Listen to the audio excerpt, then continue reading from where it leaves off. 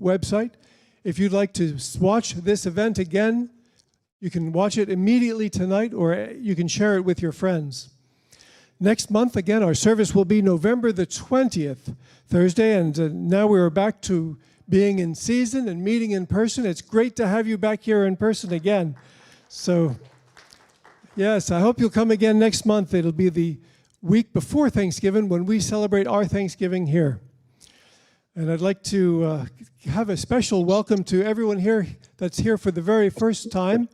If you can let me know if you're here for the very first time, we have a little gift for you. Come on forward. Here's Shri and Vanessa going to give you a necklace. And we're going to have a banquet later tonight, and that'll get you first in the banquet line. So just skip on up to the front. Have a special welcome to everyone here that's here for the very first time. And yes, and if you'll see Shri at the end of the evening, she has a book for you. We'll give that to you at the end of the evening. So come see Shri afterwards. Those of you, it's your first time, come see Shri. She's going to give you a special gift. Thank you for coming. Okay. Over the past few weeks, there have been some great articles in many of the magazines and periodicals on health and extreme longevity. And there have been research papers and other media. If you are a member of the church, then you get the newsletter every month. How many people receive the newsletter? You see an email newsletter that you get? And we have, okay, if you don't get that, please let me know. I'm going to make sure you get that. I want to make sure we have your email for that. And we'll arrange for that to get to you. But some of the recent reports in the newsletters I'd like to share with you. In the magazine New Scientist, they suggested how fast you age may be controlled by a DNA repair boss in your cells. And when a key protein regulator dials down DNA repair mechanisms, our cells accumulate more mutations, which may cause us to age faster. That was an article this past month. Another article from Medical News shared the title, "What is Epigenetic Reprogramming, and Could It Reverse Aging?" And in Science Alert and Communications Biology, we shared a report on a new class of drug created that fights aging on the cellular level. So these are reports that came in the past newsletters, and be sure to get our newsletter. I'd like to make sure we can share that with you. There was a magazine interview in 2009 that Ray Kurzweil was quoted as saying that in 30 or 40 years, we'll have microscopic machines traveling through our bodies, repairing damaged cells and organs, effectively wiping out disease. Now, it was just 2 years ago on Halloween, I believe, that Ray Kurzweil spoke here at the church, and we hope to get them back in the near future. This was an interview that he had with Computer World. Ray Kurzweil said that anyone alive come 2040 or 2050 could be close to immortal. The quickening advance of nanotechnology means that the human condition will shift into more of a collaboration of man and machine as nanobots flow through the human bloodstreams and eventually replace biological blood. Amazing reports. Okay. For years, we've heard about these things, and now we've seen these things coming. They're coming in research, they're coming to be able to be taken advantage of. So if you want to live a healthy, unlimited lifespan, please stay on top of all of these things. Let's do the creed, our Perpetual Life creed, if we can get that on the screen. We believe, and please, you're welcome to share this while I say it, you may say it too. We believe that all of life is sacred and that we have been given this one life to make unlimited.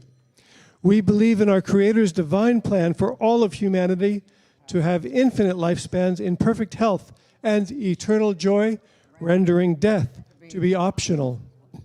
By following our prophets, we achieve eternal life, creating a heaven here on earth. We follow Nikolai Fedorov, who taught that the transcendence of the Creator will be solved only when humanity, in our unified efforts, become an instrument of universal resuscitation, when the divine word becomes our divine action.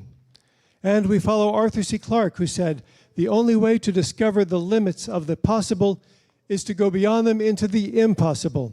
And so we enter each day energized in spirit and empowered by the words of our prophets to live in joy in serving our Creator and the human race forever and ever. Now, our events here are always open.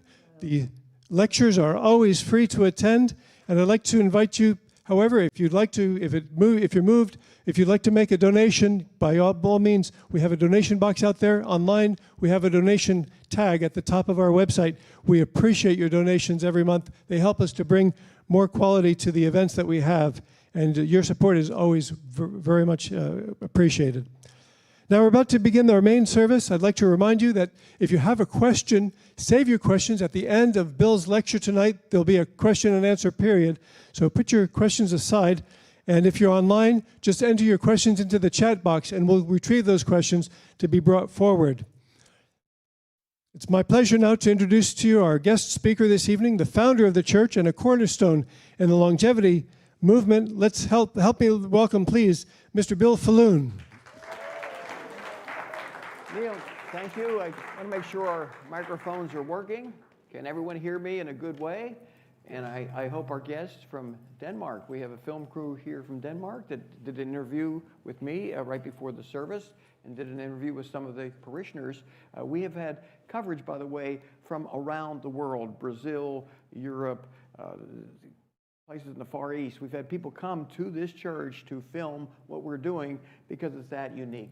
But what I'm going to start this service out with is an analogy, and I hope everyone can appreciate that you have a front row seat right now to a technology that is evolving that will result in the reversal of biological aging in people. And when that event is finalized, meaning we can fully reverse aging, we may achieve a really long lifetime. But let's look at other people who were privileged to be on the front lines of a project where they were watching it happen. They were seeing the failures and the successes, and they could always say, we were part of history. We saw the first airplane take off in 1903. But that wasn't the year they started. The Wright brothers went down to a little town called Kitty Hawk. It's on the outer banks of North Carolina. They went down there every fall, and on that little town, that little place in North Carolina, no running water, no electric, no hotel. They didn't have anything that we would expect today to have if we're going to travel somewhere. They wound up living in a tent, and they kept trying to do what everyone knew was impossible, and that is make an airplane fly. But as boring as life was on Kitty Hawk, because there was, again, no radio, that hadn't been invented yet, no TV, that was decades away, certainly no internet or smartphone. Sunset, you pretty much went to bed, nothing else to do. But at least during the day, you could watch these two individuals come down and attempt the impossible. And when they finally achieved it, wow, you can say, I was there. I saw the first airplane fly that has ever happened. And what you're going to see at this church every service are reports of the evolution of the research I and others are funding that is aiming us towards an ability to reverse aging systemically in older organisms. Right now it's being done in mice all the time. We're moving it into monkeys. We hope to move it into humans as soon as 2026. But as it relates to the ability to fly, the New York Times said it's just not going to happen. It's impossible. It's going to take 10 million years before it does happen. And that was 2 months before the Wright brothers did it. So the New York Times was about 10 million years off as it relates to that. But what a nice situation we have now where the media is recognizing that the individuals in society today who have the greatest amount of visionary foresight, meaning they can see the future, well, they've made fortunes for themselves. They're deca and centa billionaires in some cases. They've made all this money, but every one of them appears to see something very clear the way we do in this church, and that is technology may emerge in our lifetime to save our lives indefinitely if we can gain control over biological aging. So we continue to see the Wall Street Journal and other publications talking about what are now hundreds of different companies and charities that are aiming to improve the quality of our lives in such a way that we live a lot longer, if not indefinitely. And of all those 200 startups, they have a chart next to it here. Doesn't include the work I'm doing. It doesn't even include the work I know dozens of other people are doing independently. So this is much bigger than what almost anyone can imagine right now. But the great news is it's occurring. It's occurring in such a way. And there are companies now that are engaged in research to develop drugs to delay the onset of degenerative illnesses. And that's good. But most of us in this room, we are already, unfortunately, in a somewhat degenerated state. I mean, we've aged 70, 80 years, and we need a reversal of aging to occur. And that's what Ray Kurzweil predicts will occur by the mid-2030s, if not sooner. That if we can live just long enough to make it into the 2030s, we may get to live forever. And that word immortality being used in Microsoft's newsletter. It's no longer a word of science fiction. People are realistically talking about the prospect of human immortality. Washington Post talking about reversing aging via cellular reprogramming, which is the topic of my presentation tonight. Research that I am funding on monkeys to see if we cannot take the same technology that has reversed aging in mice and apply it to monkeys. If it works in monkeys, again, humans are next. And what's happening is more people are recognizing this. Older people, instead of just leading sedentary lives and waiting for the so-called inevitable to occur, they're intervening. They're taking steps to enhance their health, to improve their longevity, and it's making it into mainstream publications. Peter Diamandis, he's got a group of people who are trying to reverse aging in major ways. He's doing a spectacular job, and he's taking care of himself in a spectacular way. Lots of exercise, lots of anti-aging compounds that he's ingesting,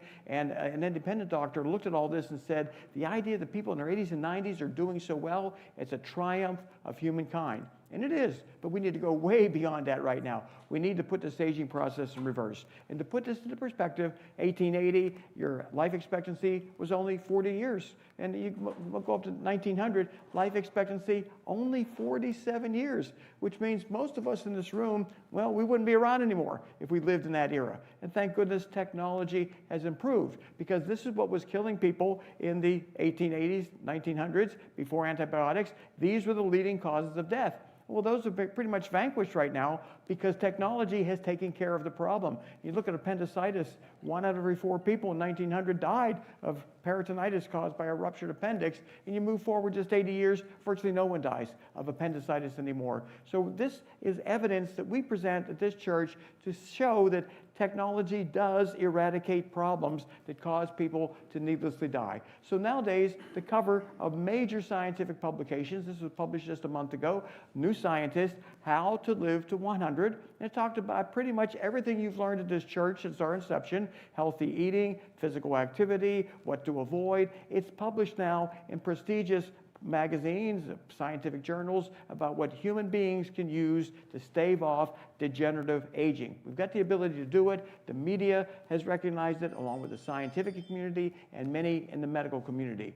This woman, somewhat famous in the UK, she's doing what Will, Brian Johnson, and others are doing, everything imaginable to turn her 47-year-old body back into that of the 20s. And while all of what she's doing is healthy, it's going to delay aging, it's the gene therapy that we and others are pioneering that's going to enable her to become in her 20s again, along with anyone else who doesn't like being older, who wants to restore their youth. So we've got people right now competing to see who can get the best blood test results, who can achieve the greatest degrees of youthful reinvigoration via exercise, via healthier dietary patterns, and billionaires, entrepreneurs pouring huge amounts of money into this research that, frankly, when this church started, it wasn't being funded very much. Most people just considered aging inevitable. We know it's not, because we've already reversed it in mice. So a purpose of this church is to help reinforce healthy lifestyle behaviors in the congregation. And I'm privileged, by the way, to have a job where I get to read dozens of published studies every single day that tell me what to do and what not to do. But if you are in the real world where commercial companies are inundating you with ads for toxic foods, alcohol, tobacco, everything that's dangerous, well, you're seeing that all the time, and it's easy to slip back into those deadly habits. So one of the purposes of attending these services is reinforcement, because we'll let you know what the science science says. And we'll be redundant about it a little bit because you sometimes forget what can happen if you don't exercise. Now, sedentary people, that's the majority of the population nowadays, they don't do much as it relates to exercise. But we showed this last year. If you just walk a little bit more than what you're doing now, take a walk every day, you can add about 5 extra years to your lifespan. That's pretty simple, especially as in Florida, the temperatures are going to start dropping, and you'll be able to go outside and just make it part of your routine to take a walk almost every day as much as you can, because it will eliminate a lot of risk factors that cause you to prematurely die. And this data was consistent when it was published, and it is still consistent. Physical activity confers greater longevity. And the diet, Mediterranean diet, continues to be ranked #1. And you look at the foods on the left of that screen that says eat, those are the healthy foods. The ones to limit on the right, those are the ones that are killing people prematurely. So we're reinforcing what people should be doing it as it relates to their diet. And even the American Medical Association publishes studies showing that if you follow a Mediterranean type diet, you lower your rate of inflammation. And by doing that, you reduce your risk of dementia about 31%.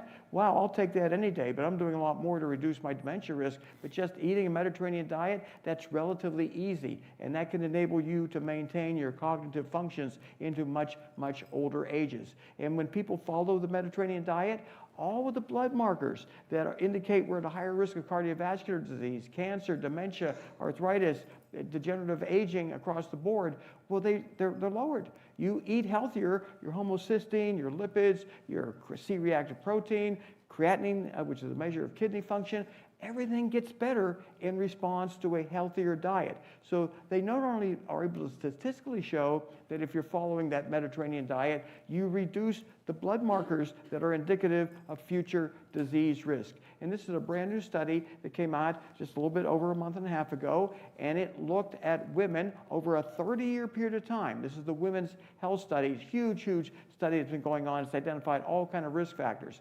In women with just a little bit higher CRP levels than normal, well, their risk of an ischemic stroke, which are often crippling or lethal, increased 69% with a CRP elevation, 74% increase in cardiovascular events, and then coronary artery disease, like the leading cause of death out there for men and women, 223% higher if your C-reactive protein levels are high.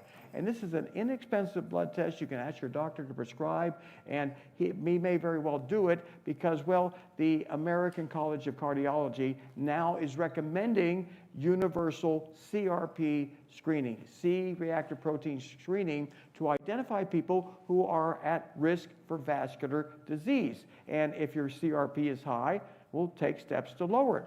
And one easy way to lower it, I'm going to show you. This is the graph, though, that the American College of Cardiology published, and it identified causes of high CRP. Needless to say, cigarette smoking, a lot of fat in your belly, high triglycerides, high lipids, high glucose, hypertension, periodontitis. All these inflammatory factors contribute to a high CRP, which increases your risk of dying from a cardiovascular disorder. You want to lower your CRP? Eat the Mediterranean diet. Follow that Mediterranean diet lifestyle. Engage in physical activity. Moderate your alcohol intake, and you can lower CRP. My CRP, I'm fortunate, I've been able to keep it under 0.5 and sometimes under 0.3. But I have people coming to me sometimes that are not in good shape. There's 4, 7, 8, 9, 10. And those who fail to lower their CRP, they die very quickly after they see that blood test reading. In other words, they've been overweight maybe for a long time. They didn't control it soon enough. They already have the tissue damage. So what's the easiest way, perhaps, of lowering CRP? Olive oil, extra virgin olive oil. Some people are actually pouring it into like a whiskey shot glass and drinking it every single day.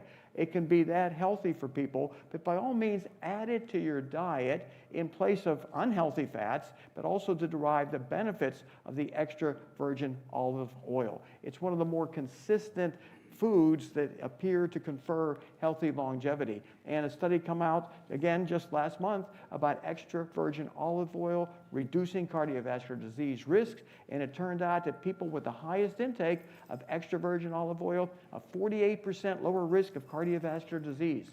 And this was shown to also reduce the risk of stroke, peripheral artery disease, and atrial fibrillation. I don't know how many people in this audience have atrial fibrillation. It's common as people age past 65. There are surgical procedures that sometimes work, sometimes don't. If you have it though, you got to take anticoagulant drugs to prevent a stroke. So you'd like to not have atrial fibrillation. One way to avoid it, olive oil, extra virgin olive oil. And this study looked at people who took just normal olive oil, still some benefit, but not the benefit of the extra virgin olive oil. So this is a way that we're able to communicate this to you to hopefully enable you to incorporate extra virgin olive oil in your diet. Now, if you want to go in the other direction, you can eat lots of red meat, especially processed red meat, and you will increase your risk of, well, dementia, cardiovascular diseases, cancer, all kinds of issues, especially the processed red meat should not be eaten at all, and reduce your intake of red meat or avoid it, and you will then perhaps avoid a lot of the consequences of degenerative aging. So Americans with metabolic syndrome, 1 out of every 3 has a syndrome that can well lead to our early death. And what came out just a couple days ago, got a lot of media attention, and that is the new definition of medical obesity is now putting about 70% of the American public in the classification of being overweight in the wrong places in many respects, such as the abdominal area. It puts them at a much higher risk of heart disease and diabetes, and of course, a premature death. So 70% of the American public, at least the adults, are medically obese. They can do something about it. I just mentioned a lot of different ways you can do something to reduce those risk factors, but until people understand the fact that they say, well, I'm a little bit overweight, well, you're medically obese. That means your overweight confers higher risk of premature death. And metabolic syndrome, well, this is a problem with being overweight. Again, abdominal obesity, high glucose, hypertension, dyslipidemia. That's when you have typically low HDL, high apolipoprotein B and LDL. But the increased risks when you're metabolic syndrome people, 5-fold risk in type 2 diabetes, you're doubling your risk of cardiovascular disease, cerebral vascular disease, your cardiovascular mortality, and you're basically just risking your risk of death by being obese, and not necessarily obese by the old fashioned, by the kind of fat where it's stored, that sort of thing. So what can you do to help combat metabolic syndrome's deadly effects? Well, something we've talked about, and again, I'm reinforcing something that I've asked people to do now since 2013, prescription drug called metformin. It's used to treat diabetes. It probably works better in non-diabetics. And they did this study where a placebo group, this is a controlled double-blind study, by the way, this is what makes it so significant, placebo group had about 11 degenerative diseases per 100 person years, so about 11. And placebo in people who thought they were following a Mediterranean diet, we don't think they were, they actually had a higher risk of problems.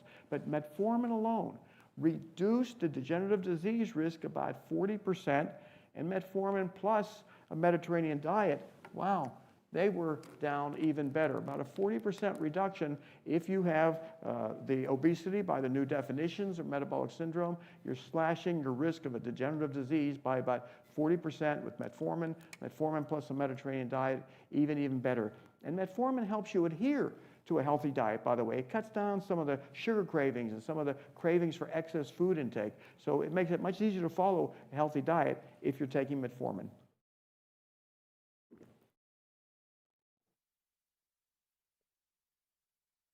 This same study followed these people up over a period of time, and the metformin group, they had an 80% lower risk of progressing. That's the word they use in the medical field. Progressing normally sounds good. It means deteriorating into a state of type 2 diabetes. And metformin plus Mediterranean diet reduced the risk of becoming type 2 diabetic 92%. This is how effective this drug is. It's why I've been taking it since around 1995. And the dose, modest, 1,700 milligrams a day. That should be taken in 2 divided doses, by the way, 850 milligrams times 2. And that is going to, well, enable you to derive a heck of a lot of benefits, many more than I'm going to show tonight. And this study came out showing diabetics taking metformin compared to an older drug. They were having a 30% lower mortality rate. So the data consistently showing metformin can delay aging, delay death, prevent onset of type 2 diabetes and a host of Oh my other God, medical driving issues. was so In much monkeys, work. they did a study giving the What you up to? metformin to No, I'm older listening monkeys, to middle-aged the to older, live and they were able to station. prevent, Oh, you're Betty in Life reduce the Extension. brain Yeah, no, atrophy, that he is cognitive function now What is with improvement, the all kinds of Perpetual benefits were Life. occurring What's his in name? response to Folk or monkeys something? given But, metformin. They were Oh, able to that's slow the important. pace of aging so what Mute happened? them. systemically. And Oh, Mute yeah. them, please. systemically Athletic through supporters, all I got multi-organ on, but they're systems. going This in to get my huge, underwear. huge Silence your audio, and please. if you look at this study here, this is the monkey Uh, study, You and you made look some at stir the fry for epigenetic yourself, age, didn't you? No, I didn't liver, know. lungs, and I'm brain, innocent they that were you. Yeah, the younger. Italian. Liver, Yeah, 3 years Rudy, younger, can you no, mute lungs, them? 5, I brain, am mute. 6 I'm years younger, desperately trying to kidney mute them. age, I 6 years apologize. younger, and in and this this study, is nice over a because 40-month it's period, a little they were able spicy with to salad. show a 6-year regression of brain aging based on the markers that they studied.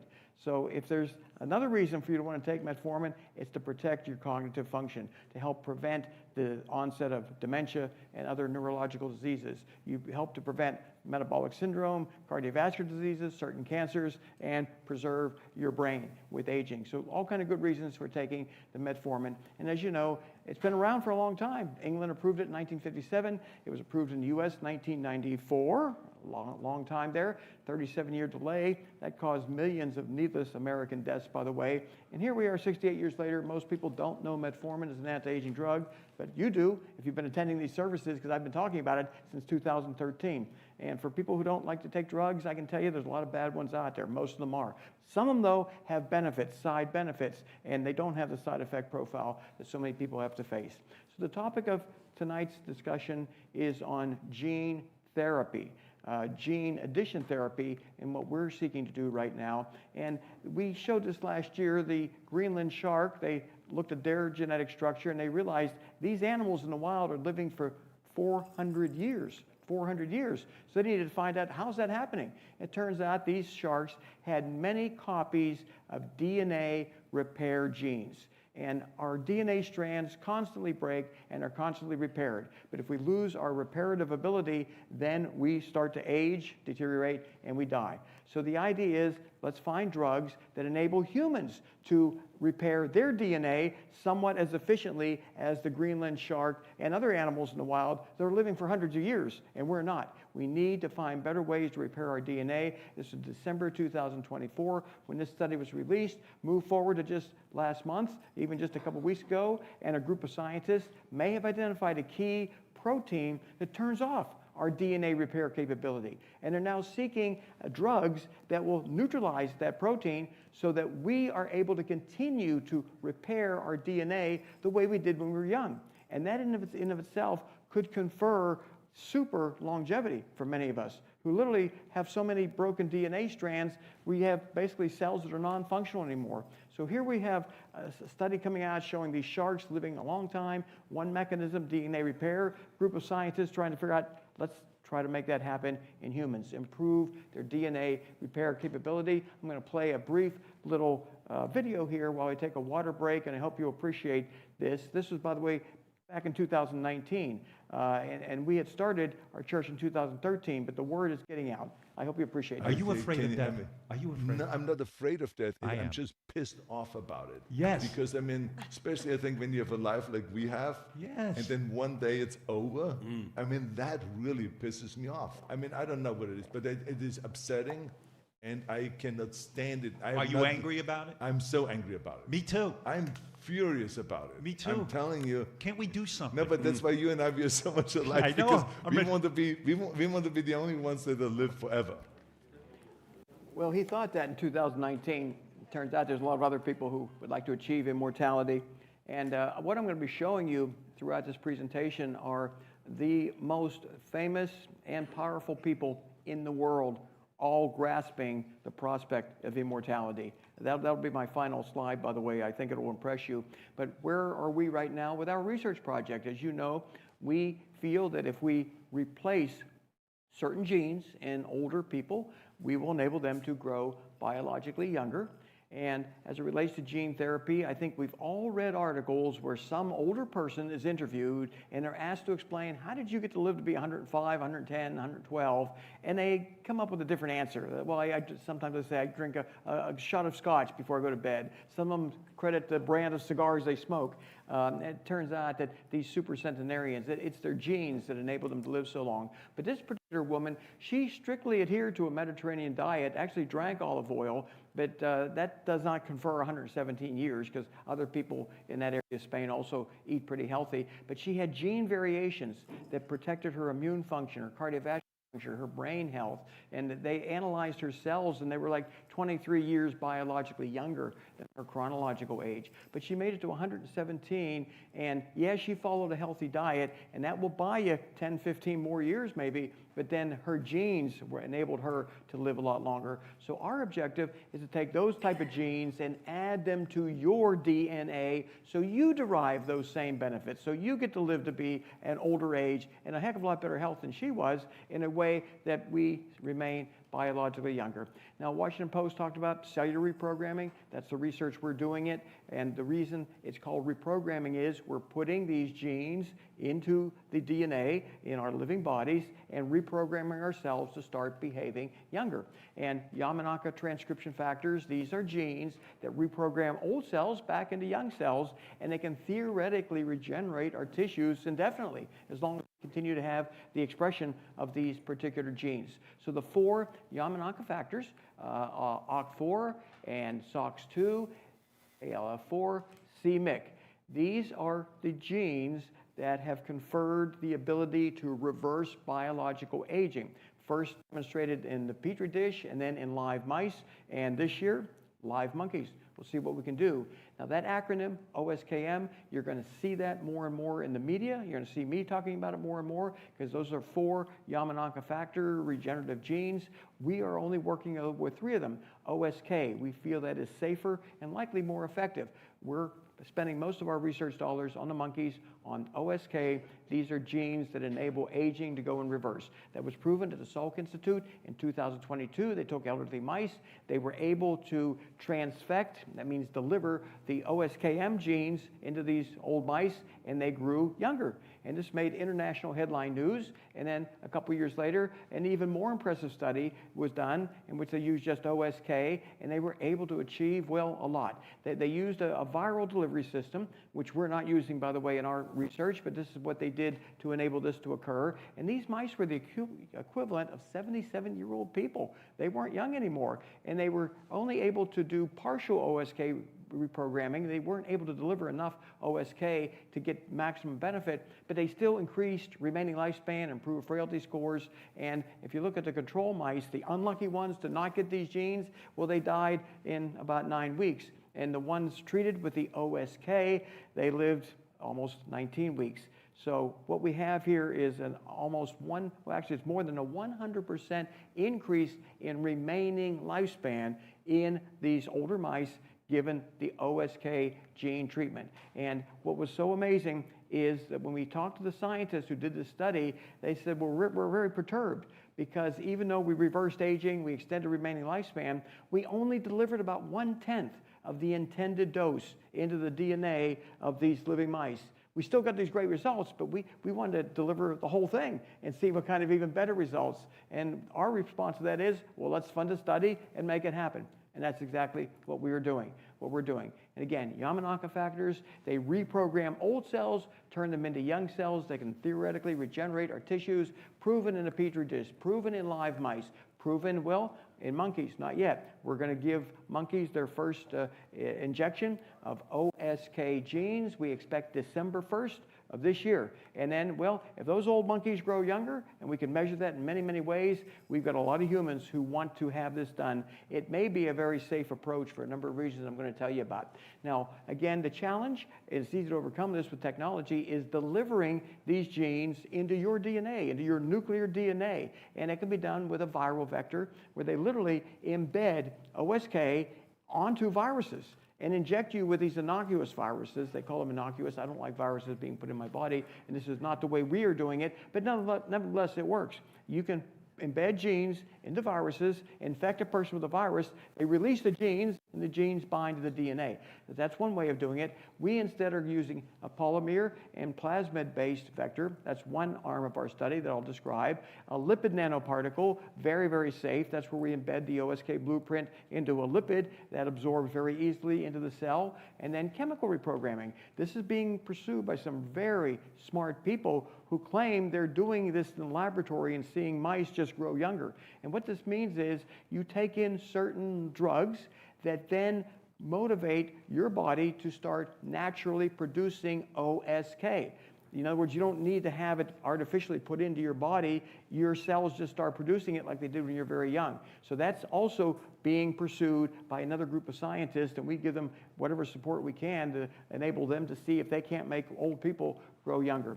But we have an FDA commissioner right now who has an incredible resume of innovations, and he's also knowledgeable about this technology. I'm going to play this video before I show you what we're doing, but I want you to see this so you understand some of the most esteemed, intelligent people out there understand this process of biological aging.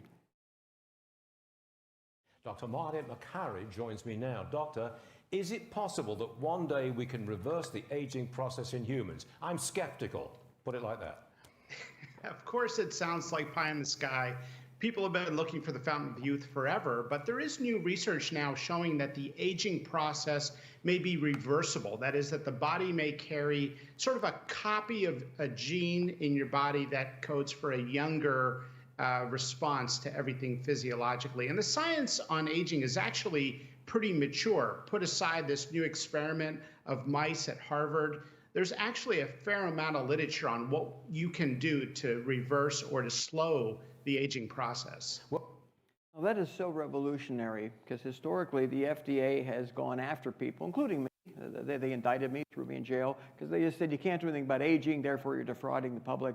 And now we have an FDA commissioner who understands the science, and I'm going to explain that to you right now. I've shown this before, but I want everyone in this group to clearly understand how these genes are added to your DNA in vivo while you're alive systemically.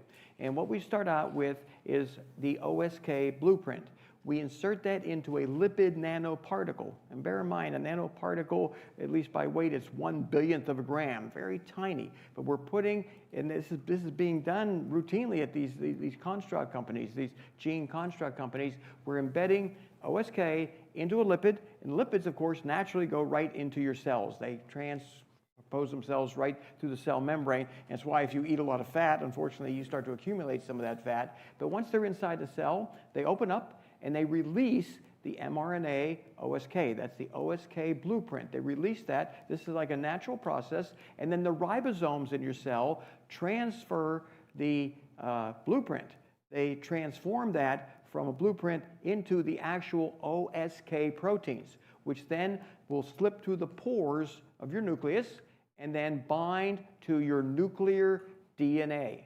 And when they bind, and if they bind properly, they then express instructions to turn your old cells back into young cells.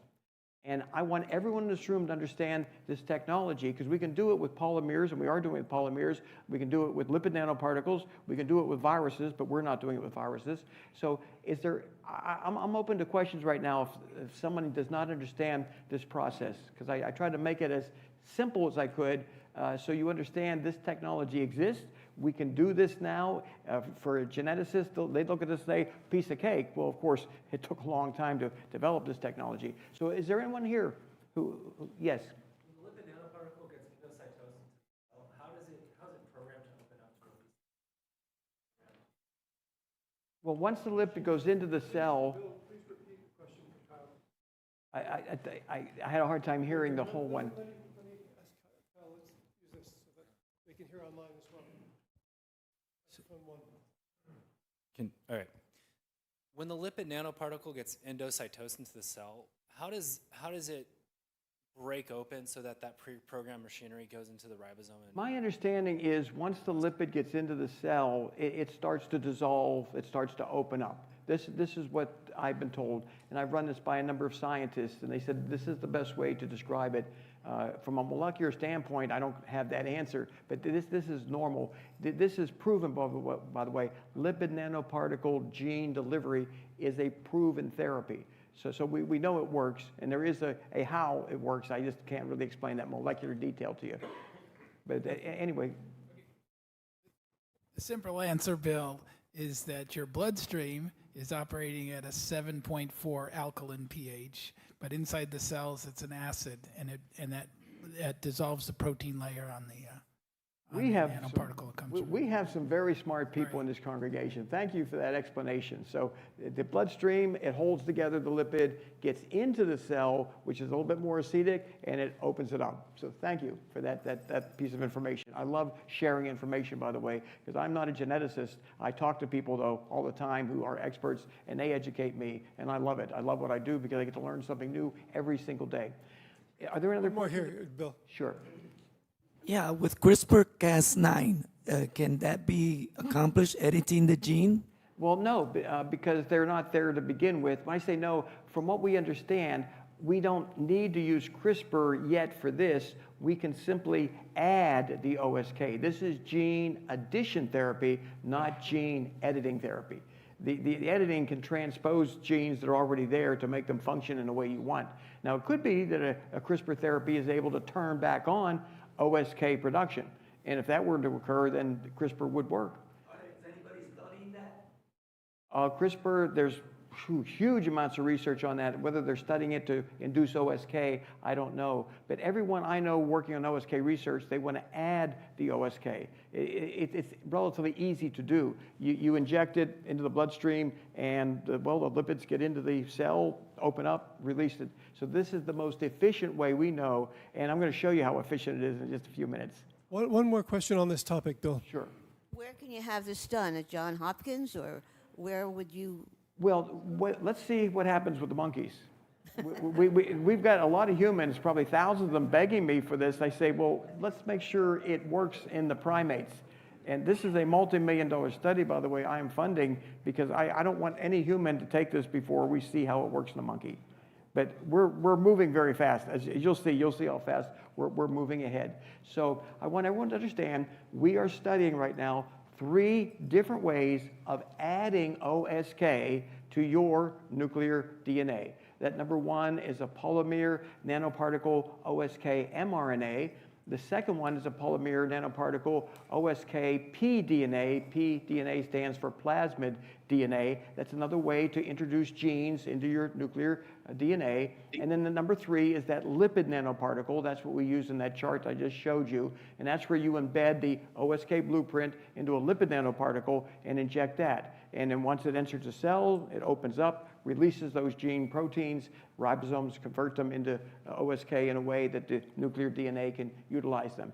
So what we're going to be doing is, we initially were just going to study, by the way, lipid nanoparticles, because they are a proven way of adding genes. But our scientists said, we think polymers might work better. And these are natural polymers, by the way, not synthetic plastics or anything. But nonetheless, they thought that the polymers may work better. So I said, okay, let's test all 3 of them. Let's see which one works the best, because we're in a little bit of a hurry here. We're aging, and frankly, we've lost people where this technology was not available to save them. So I hope everyone understands there's 3 different delivery methods that we're using simultaneously to identify which works the best. So this is the chart I showed at RAADfest in June, and it showed where we were as it relates to what the progress is. So we generate these constructs. There's actually companies that do this that will make an mRNA, a pDNA, a lipid nanoparticle construct, and then, well, we test that. We want to make sure it works in the Petri dish first before we spend money on mice and monkeys. And monkeys, by the way, are costing me $70,000 each. So I want to make sure something works in the test tube and in live mice before we try it on a monkey. So we take these constructs, this is an mRNA construct, pDNA construct, and we test it again in vivo or in vitro first, and then in the mice. And the same with the lipid nanoparticles. We generate these lipid nanoparticles that encapsulate the OSK blueprint, And then we will then study that first in the Petri dish, make sure it is transfecting. That's the word, by the way, for basically delivering it to the DNA, transfecting the DNA and inducing expression. You want OSK expression to be induced. Then we take that same formula, put it into live mice, and we want to see how well that's going to work. And I'm going to show you how well it works in just a few minutes here. So we do that with the lipid nanoparticles. We do that with the cost there. The cost for this study of the lipid nanoparticles OSK is $155,000. And that's what the budget initially was for this part of the expense. But the scientists convinced me that the polymers might work better. So I said, okay, let's do the polymers. So we're doing the pDNA and mRNA polymer encased OSK. And that's basically doubling the price more than that. That's an extra $345,000. This is my commitment to this science. There's no patents involved with this. We're just simply trying to prove we can take old monkeys and make them young again, and then let the world run with it to make us all immortal. So as we do these different studies, we identify which polymer works the best, and that'll be tested in the monkeys. And we do want to do the lipid nanoparticles because they're relatively inexpensive to make, and they are a proven gene delivery system. So we want to utilize that, and the cost of the monkeys will be well over $1 million. It's not cheap, but the quality of the people I'm working with, I love it. They're not going to make some of the mistakes that could be made at these inexpensive places. So this is what we presented at RAADfest, and I'm going to show you where we are now in just a few minutes. But going back to the Kitty Hawk, the idea of being there, witnessing it happening, that's just something that would be a thrill. It would be something you'd never forget. And at this church, you're going to witness the evolution of this research and other research, and you're going to be able to say, you know what? I got to see this before it became front page news in the media. So this is a chart, and I know whenever you see these things, it's confusing because the scientists do things in that way. But this is showing 5 different organ systems with the OSK transfection, and to the left are the controls. Well, they don't have any OSK, so they're 0. And to the right, you're showing and seeing in response to the OSK pDNA method, you're seeing a rather robust OSK expression. But these charts are hard to read. This is what I showed at RAADfest, by the way, these charts, but I made it simple. I said the cells that were given the OSK pDNA, they lit up like a Christmas tree. This is a better chart to make you understand how robust the impact was with our very first time.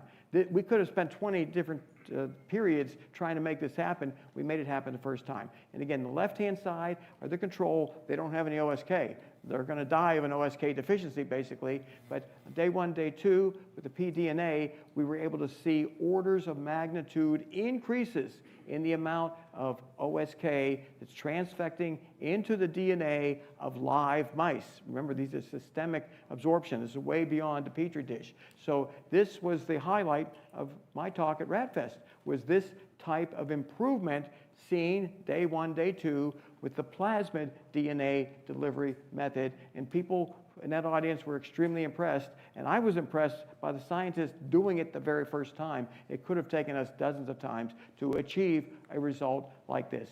So every 2 weeks, I get a project update report. We have a conference call that lasts 1 hour or much longer, and then they show me summaries of where they are with their research. And I don't expect you to read all that. You can always tune in to the church, and they'll have this up on their website. You can look at the details. But what you're seeing here represents hundreds of hours of effort to put together the lipid nanoparticles, the polymer nanoparticles, arrange all of the research, have the mice ready, the vivariums prepared. Everyone's got to be trained to do everything perfect. So what you're seeing here as a summary represents a whole book of work that was done. So that's September 9th, September 10th, and we move forward, again, another Kitty Hawk moment, something that has maybe never been done before. You're going to see it here for the first time. This was not shown at RAADfest, by the way, because it hadn't happened yet. So this is another way of measuring the amount of the OSK that's transfected into the DNA, which is what you want. And this particular chart, they used number 1 as 0. Just so you understand. So what you're seeing to the left, it looks like a little bit of OSK expression. In reality, 1 equals 0 in this method of analysis. So you're seeing that the pDNA indeed increased the OSK transfection and expression of these cells in vivo. Live mice being given injections of these polymers, they're working. So that's fantastic. But here's the result of the OSK mRNA. This is the other way we're studying to deliver OSK into the cells, and you can see a robust improvement. You look at the control group, that's the, like 10 to 0. It's really too hard for you to read, but you can see robust increases in OSK compared to the previous slide with the pDNA. So we were able to validate at this stage that the mRNA encased OSK much more effective in transfecting the nuclear DNA and inducing OSK expression so that those animals have an opportunity to grow biologically younger. So move forward to September 24th. We've already accomplished something that may never have been done before using this methodology, and we're doing it fast. Everything is moving very quickly. So again, I get these summary slides about what's being done to advance this research, and I've been funding research since, well, the early 1980s. I've funded $250 million of different projects. Some projects you fund, they don't get up off the ground at all. Some of them don't get off the ground for a year or two. This one is moving faster than any project I've ever funded.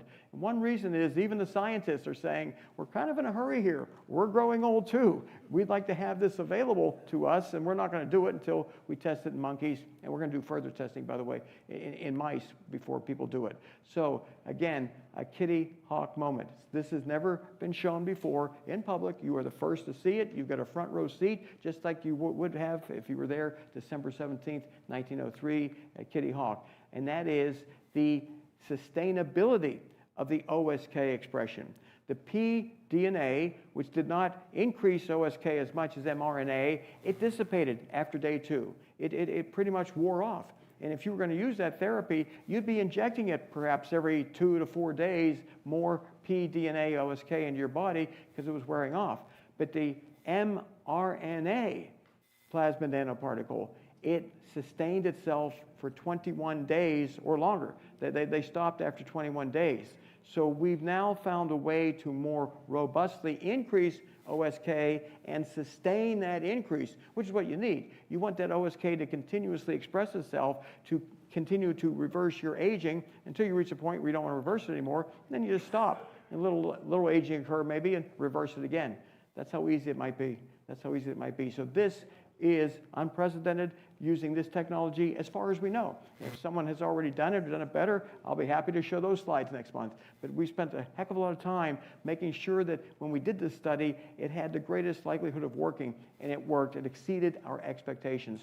21 days of OSK expression with one mRNA plasma nanoparticle injection. We're very, very excited about this. October 8th, well, we're continuing to make progress. We were delayed with the lipid nanoparticles. We got held up at customs. FDA was holding it up, not on purpose, but just they're afraid of biologics. We kept telling them these are not viruses. These are biological tissues. These are gene therapies. This is not going to cause another COVID crisis. So we got it out of the FDA hold, and we were able to then resume our research schedule where we are now injecting mice with lipid nanoparticles. And by next service, I'm going to know the results of how well we were able to transfect OSK into nuclear DNA using the lipid nanoparticles, which has a lot of advantages.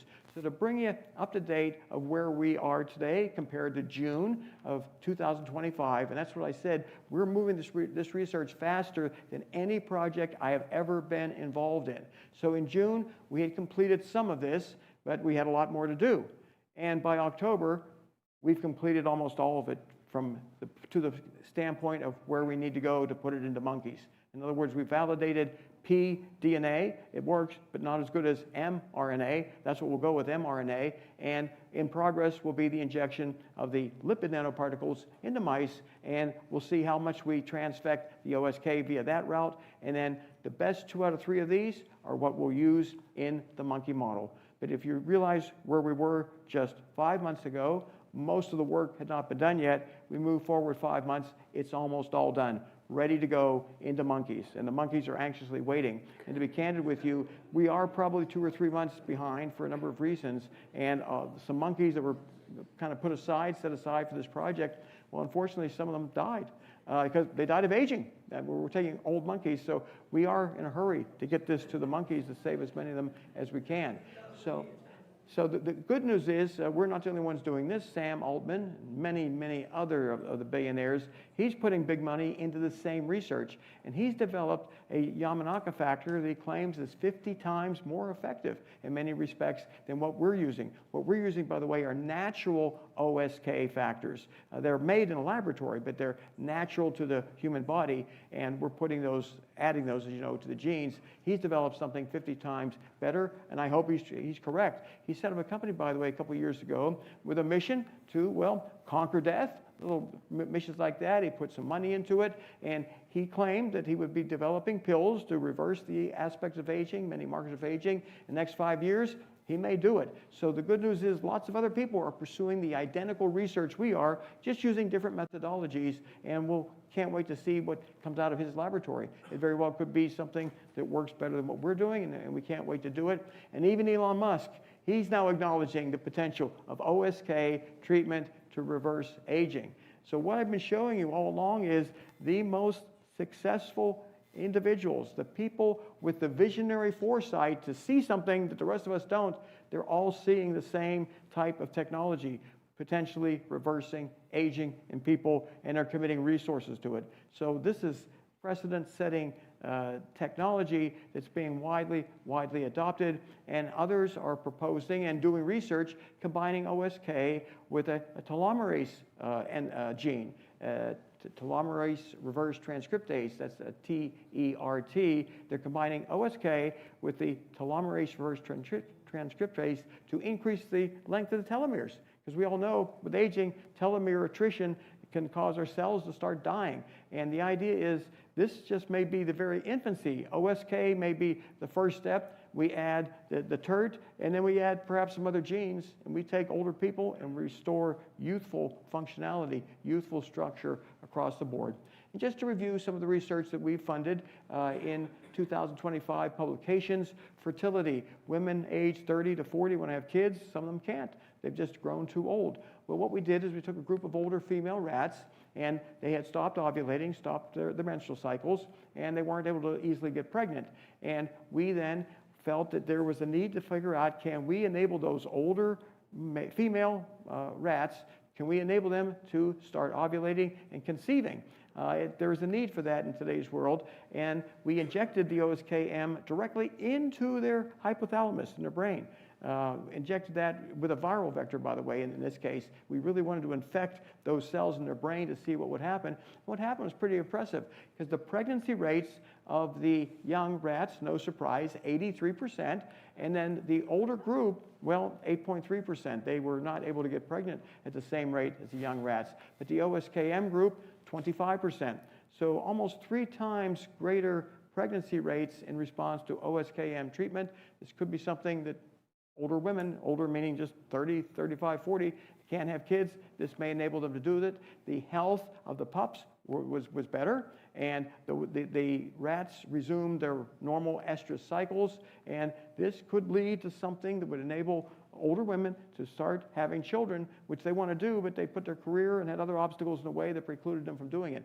So this is a little study, didn't cost us a lot of money. We just wanted to figure out, can we make this happen? And we did. And we published it, and the rest of the world can figure out how to make it work before. And as it relates to protecting your brain, this particular study, these were animals, mice, that were programmed to produce OSK in response to doxycycline.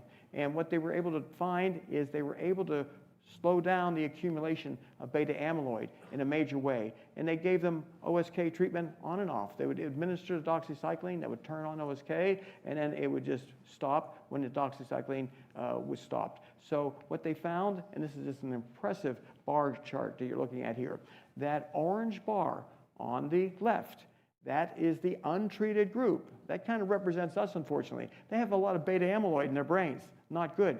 On the right are the ones that were given the ability to produce OSK, OSKM, and wow, virtually no beta amyloid accumulation. So just another confirmatory study that if we can start giving people OSK, OSKM early in life or late in life, we may prevent Alzheimer's, we may prevent all kind of horrific effects of aging. So we've got right now the most famous people in the world actively engaged in trying to live forever. And they're getting a lot of favorable media coverage.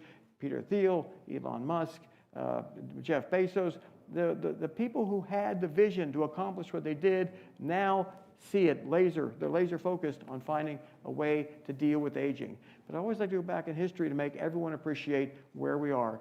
Dwight D. Eisenhower, he was born, or he has first heart attack a year after I was born. 1955, they didn't know what caused heart attacks. They understood blocked coronary arteries, but big deal, what can you do about it? They couldn't do open heart surgery safely. They couldn't do stenting. So he had his heart attack in 1955, spent weeks in the hospital, got a little bit better, but had chronic heart damage. He had a stroke in 1957 and had continuous angina pain. He lived 14 miserable years from arteries in his heart that were just occluded, not able to produce enough oxygenated blood all that time. And his only problem is he was born too soon. Because in today's world, well, they unclog the arteries, be it surgery, be it stenting, be it just medication use can sometimes reverse atherosclerosis. In the very same year, Eisenhower, the most powerful man in the world, has a heart attack. Second most powerful man, maybe Lyndon Johnson, who's president of the Senate, he also had a heart attack at age 46, and he resigned the presidency at age 59. The big reason was chronic angina. Men in his family didn't live much past age 60, and he wanted to enjoy his life a little bit, and he died at age 64. Chronic coronary artery blockage. I mean, he suffered from 1955 until his death with angina pain. And in today's world, well, that would all be alleviated, as evidenced by former leaders today. And I update this with their birthdays. And look at this. Bill Clinton, he's 79 years old. He had severe coronary artery disease, had to undergo stenting and surgery. He's still alive. George Bush, same problem. 79 years of age, still alive, relatively healthy, would have been dead if it weren't for the technology. And Dick Cheney, the all-time hero, as a result, relates to his admitting and writing a book about the fact that every time he needed a new technology, it evolved in time to save his life. And he is 84 years of age. In prior decades, he would have been dead in his early 40s. He had his first heart attack, I think, around age 36, 37. So we're seeing technology work. We're seeing it occur before our eyes. Jimmy Carter made it to 100, but he wouldn't have made it to 100 without the advent of these checkpoint inhibitor cancer drugs. They gave him Keytruda in addition to conventional therapy for metastatic melanoma into his brain. He was terminally ill. It happened to cure him. It doesn't cure most people like that. It cured him. And then he suffers a fall, brain bleed. Back in the olden days, you just die. Well, they were able to do the surgery and keep him alive, and he made it to age 100. Congratulations, but of course we need to do way better than that. And this is an example, of course, of people who are doing everything right, or doing a lot of things right, and they need our type of technology. They need to reverse aging itself if they're going to make it past age 100. So we continue to receive this whole year 2025 favorable publicity about people potentially becoming immortal, and we are putting every effort we have into making that a biological reality, that we continue to make progress in the Bahamas. We're hoping to be able to do some of this clinical research in the Bahamas so people who are interested in OSK therapy can go over there and get it and come right back. It's a short plane flight. Close to South Florida. It's easy for me to interact with people. I've been engaged with doctors in the Bahamas since the 1980s. We've got a very good reputation over there for being a science-oriented organization. But not everyone made it. And this is a correction slide, by the way. This woman, part owner of the Chicago Bears. What a fun job to have, owning a sports team. And dead at age 102, way too young. But when she died, the value of the Chicago Bears was $6 billion. Well, it's now going up for sale. Turns out it's worth $8.9 billion. And what this shows is that if money's important to you, well, live longer. One way or another, you'll probably accumulate money to make you happy. If you have money now, you'll have more of it. But basically, she lost $2.9 billion by dying too soon. And it's just a fact. If you have money in an interest-bearing account, if you live an extra 50 years, you have more money. And if you aren't able to achieve success in your first 100 years of life, if you have a 200-year lifespan, good chance you'll be able to do pretty good. Now, I spoke with Bernie Marcus right at the peak of COVID, wasn't able to meet with him personally. He really wanted to fund some of our research, but that COVID unfortunately delayed a lot of problems. An incredible charitable individual, donated $2 billion while he was alive, and then gave everything he owned to charity after he died. We appreciate people doing this. We regret they're missing. And then the Estee Lauder's son, one of her sons, worth $9.7 billion. I don't know how you reach age 92 without pouring a lot of money into aging research. Now, he did donate money to cancer and Alzheimer's. That's good, but he died with $9.7 billion. I don't know how much more money he felt he needed when he reached 85 and 90. But if it were me, you can imagine what I'd be doing with that money. There'd be no scientists unfunded in this world engaged in aging research. It would be literally blank checks going out the door. And I mean, it's an easy decision. You don't have much longer to live, and you got that pile of money. Take some of it, spend it, and you may get to live a lot longer. You may get to be the inside track. And this is something I'm going to show at every service, because unfortunately, this is probably the leading cause of death in this country. People don't get the right diagnostics. They don't get them consistently. They don't pay attention to their diagnostics. And frankly, people who are sometimes, well, they have a sign or a symptom of a serious disease, a malignancy, and they just choose to ignore it. It doesn't go away on its own. It will progress, and it will reach a point where it's no longer treatable. So I have to emphasize at every service, get your diagnostics done, C-reactive proteins, so to speak, other blood tests, colonoscopies. You do head-to-toe melanoma checks at least once a year. I do it every 6 months. Prevent something that's treatable now. Don't let it progress to a point where you're metastatic, you die a horrible death, and then there's nothing more that can be done. In this example, founder of FedEx, he certainly was a visionary, worth $5.8 billion. I don't know if he funded any research, but he died of a heart attack at age 80.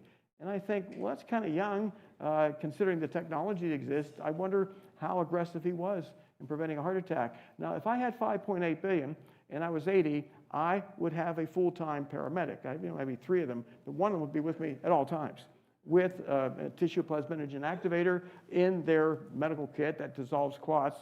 So if I had a heart attack, I would get immediate CPR, immediate clot-busting therapy. I can't afford that now, but he can. He could have, but somehow he died at age 80 of a heart attack. And that's not using your money the most efficient way that you can. And again, he was a visionary who maybe didn't take advantage of all the technology. So again, the Kitty Hawk moment, this is the last one I'm going to show you. This, I hope, will impress you in a major way. These are the 2 most powerful men in the world today. And it does not include our president, because our presidents are only in power 4 to 8 years. These individuals will be in power until the day they are not breathing. And, well, I'll let you see what they're doing. You may have read about this in the news. They had what's known as a hot mic. They left a mic on, they started talking. And they're talking about potentially living a long time, if not forever. They described the idea that technology could keep people alive. And Putin actually gave a little press conference afterwards to say, yes, we do think the technology is evolving in a way that we may never die. So I'm going to play a video of them talking with an English translation so you can understand. I've already shown you Arnold Schwarzenegger and Howard Stern. I've shown you the commissioner of the FDA, stills of Elon Musk and all these other billionaires. We've got pretty much the influential people of the world behind what we're doing, one way or another. And I can tell you this, the Chinese are very good. They came into one of our laboratories in Southern California, and they saw what we were doing. They copied it. They borrowed our lead scientist for 5 years. Once they got all the information they needed out of him, they sent him back. And I don't mind that, by the way. I don't mind sharing knowledge, because what China has done is develop a hospital where they're doing cryopreservations on live people who choose to have it done. And they used our technology to develop it, and now they've improved it. So I'm an open book when it comes to technology. I want other people to have access to it so they can make it better. But anyway, I hope you enjoy this brief video, but you're going to hear, again, the 2 of the most powerful people in the world talking about living longer. As they made their way with North Korea's Kim Jong-un to a military parade in Beijing, microphones picked up a conversation about longevity together with their translators. These days, 70 years old, Earlier, people rarely lived to 70, but these days, at 70 years, you are still a child.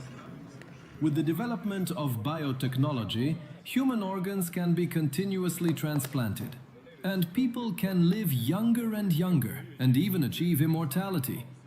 Predictions are that this century, there's a chance of also living to 150. The Russian leader confirmed they discussed the topic in a press conference later. Oh yes, Mr. Berlusconi was actively into this topic at one point. The modern means of health support, medicine, even some surgeries involving organ transplants allow humanity to hope that the active lifespan will not be like today. It differs from country to country, but there's hope that our lifespan can increase considerably. The two leaders are both 72 years old, children from the Chinese head of state's perspective. It's so remarkable, a topic that no one ever talked about. Death, that sort of thing. You had Howard Stern and Arnold Schwarzenegger talking about it. Arnold talking about how much he despises it, how angry he is that he's aging to death.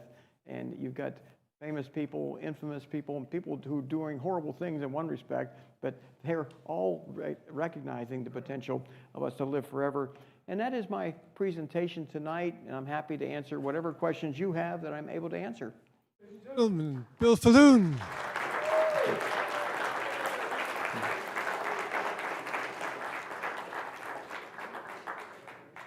Are there any questions for Bill over here?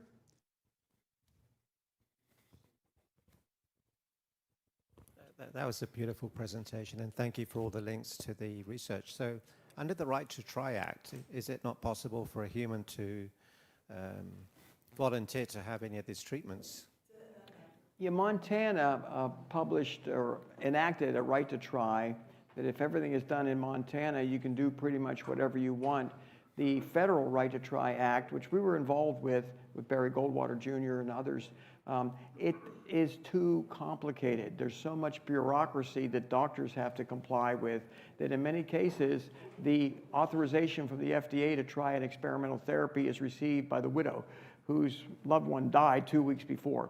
So Right to Try had good intentions. It's not doing what it needs to do, which is why we are trying to operate in some other countries if we need to prove this works in humans. Once we start showing older people grow younger, we'll just blow through the whole bureaucracy. But at this stage, Montana is a place where some people are looking at. There's some places in Mexico that have already been vetted where they're telling us you can do what you want as it relates to clinical trials. And then the Bahamas, we're active there. So we're doing what we can, but Right to Try is not the solution. I have some connections with the BVI government. If you want to have a chat, I can make things happen for you. I appreciate that. If the Bahamas doesn't cooperate, we're going to move somewhere else. One way or another, we get this done. Thank you, Doctor. We have a question from Zoom. Are the lab protocols in the Bahamas and keeping with standards for publishing results and all high-level peer review journals? They have improved the law in the Bahamas in a way that the standards will be very high. Yes, they will be publishable in respected journals. They have promised me, I'm talking about the health minister, everyone in Bahamas government pretty much has assured me if we submit a protocol to them, a research protocol that makes sense, they will not delay it, they will review it and most likely approve it. So the Bahamas is doing some good work in improving their clinical trials reputation, and at the same time, by doing that, it can often delay what we're trying to accomplish. So be it the Bahamas or BVI or Mexico, we are going to, one way or another, get this into people to see if indeed it works in monkeys, does that translate into humans? Bill, a question from Dr. Kurt. Hi, with the Yamanaka factors, I know if you express them like too strongly and too long, that it can like cause cancer and teratomas by like causing the cells to de-differentiate. So I was just wondering with your project, how did you go about deciding like the amount of expression and the time to express it for, and just like kind of what are your... Here's the good news, because that's an excellent question. With the lipid nanoparticles and the polymer nanoparticles, they only express so long. and then they kind of wear out, and you need another injection. Now, the viral delivered OSK, that may last a real long time, which is why we're staying away from the viruses. We're going with what will probably be, for people, a monthly injection of either a polymer or lipid nanoparticle, and it will keep their OSK expression at a modest level. Yes, we don't want too much. We don't want to grow people young to the point where some toxicity could occur. And by the way, we've done some toxicity studies in mice. We're not seeing it yet, but we're aware of what you're saying. So yes, you could overdo anything. So you don't want too much OSK, but what we're doing, we think will deliver a potent dose without causing side effects. But we're going to know when it comes to those monkeys. A side note on that, Bill, from Zoom, did many of the mice that had the OSK infusions develop side effects? Can you? The mice that were given OSK had their remaining lifespan extended 109%, frailty scores reduced. They overall were healthier mice. So I'm not aware of side effects that manifested in that particular study. There's a question from David. Not really a question, but Dave Feldman, you know me, Bill, and how much I appreciate your public speaking, your ability to transfer relatively technical stuff into a way that we can understand it here. But I just wanted to publicly recognize and applaud you for your sharing your information and research to the whole world, basically. A lot of people would want to keep this to themselves so that when they develop it, they get to keep all the money or whatever's going to come out of this. But I just want to make sure everybody appreciates that this man is sharing this information with the entire world so that whoever develops or solves this mystery of longevity will benefit all of mankind everywhere. I applaud you for that. That's kind of you, but as I said, if we are going to make this work in our lifetime, it's imperative that I share the details of what we're doing and that others share what they're doing so we can transform this into a clinical therapy where pretty much everyone over a certain age will shoot up their OSK, they'll stay young or grow younger, and they'll be able to do it safely. So yeah, information sharing is absolutely critical, and I give these kind of talks at scientific conferences, sometimes with lots and lots of people, but often the church is where you hear it first. It's not if, it's when. You're going to do it. Okay, Bill, a question here from Dr. Peter. Bill, you are a total saint. We all love you. You're just the most wonderful guy. One gotcha I'm afraid of that I hope you look at is the effect of this OSK on your normal healthy cells seems to be wonderful. But in everybody's body, there's a tiny % of cancer cells. Do they go bonkers with this OSK treatment and kill the animal in 50 days or 100 days? So far, we think OSK may be effective in restraining cancer. Before we put this in humans, however, if we reverse aging in the monkeys, see no cancer, we're going to take human cancer cells, inject them into mice until they grow large tumors that you can actually visually see, and then we're going to give them OSK. And, well, a couple of scenarios could occur. The tumors could grow explosively or just start to grow and the animal dies fast. Or the OSK may turn on P53 and other cell regulatory genes and cause the cancer to shrink. So before this goes into humans, this will be after the monkeys. We can do these mouse studies very quickly. That's one of our criteria. We'll also be doing very high dose levels to see what the maximum toxicity it is. So the monkeys will prove age reversal, and then we do more murine work, mice, rats, see what we can do to maybe treat their cancer. So the good question, but we're already on top of that. Okay. Yes. I'll be there in a second. Let me jump in with this Zoom question. Is there any advantage in using the newly created space at the Roatan at Prospera? Yeah, there's an island off the coast of Honduras where they're already doing follistatin gene therapy. They're doing alpha-klotho gene therapy in clinics around the world right now. So there are places to get different types of therapies. I don't know where they are with OSK. If someone wanted to risk going there and having it put into their bodies, they can do it. I think probably some people have, but we're trying to be methodical about this. We need to measure everything we can in these monkeys. We're not just measuring DNA methylation patterns. We're measuring what you would get in a comprehensive blood test panel. We want to see every marker hopefully improve. I know people are trying to do this on their own, and I'm not going to be part of that. It's up to them to take those kind of risks. We have a question from Mick. Bill, what does the mitigation of oxidative stress and inflammation play in being able to improve the viability of OSK? Oh, I would think suppressing inflammation would be a way to improve the likelihood of the OSK transfecting the DNA and then expressing it in a healthy way. And that's why I try to advocate when I give a talk, don't just look at the high-tech stuff and think that's where we're going to run. The basics, physical activity, healthy diet, avoiding those bad foods, because if you make your body inhospitable, well, it may not work. The OSK may not work the way it would if you were in a healthier state. So the role could be very significant. It's a good point you brought up, and that's why I talked about inflammation suppression. You don't want to be in a hyper-inflammatory state, a hyper-oxidative state, and then just take the anti-aging therapy and think that's going to make everything go away. Bill, here's a question from Devin. Hey, I just wanted to know what the design of the human trial would look like in comparison with the primate trial. Well, baseline blood tests, baseline hand grip, baseline cognitive function, every way we can measure aging that we're able to, including cognitive function and sense of well-being. And then we would inject into those humans kind of an equivalent dose of what we used on the monkeys, maybe start out at a lower one, and then measure with tissue samples the OSK transfection, the OSK expression. We want to make sure that what we're putting into people is really working. And then aggressive follow-up testing to see, are we inducing age reversal by, let's say, improved insulin scores, improved lipid scores, reduced inflammation, every marker, let's say kidney function, liver function, if we want to see them improve.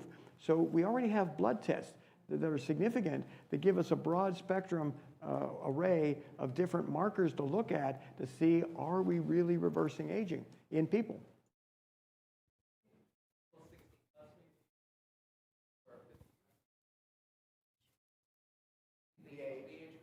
The age groups will probably be in that 55 to 75 year range to begin with.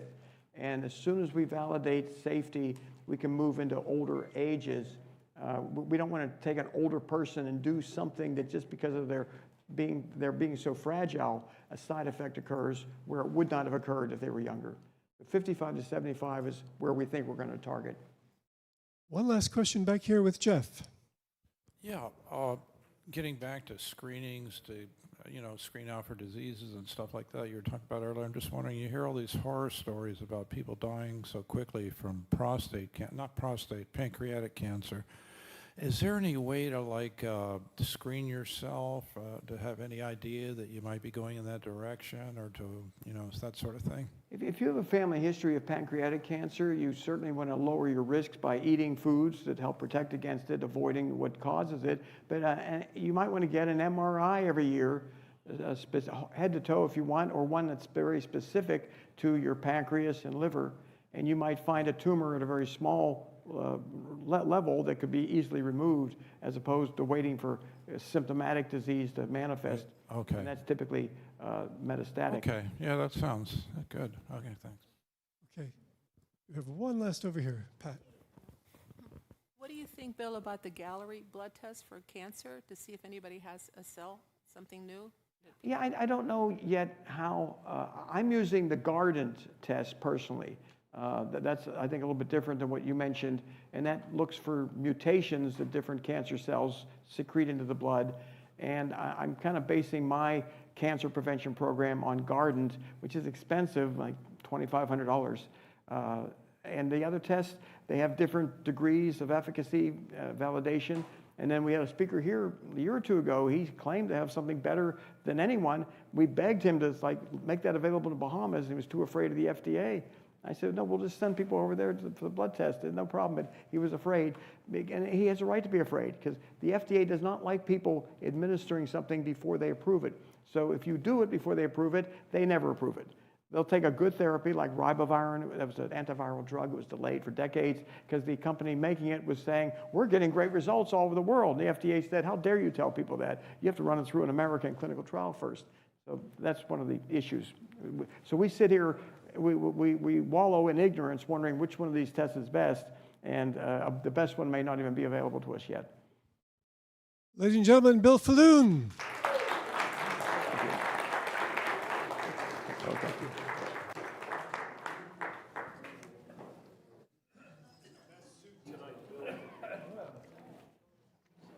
All right.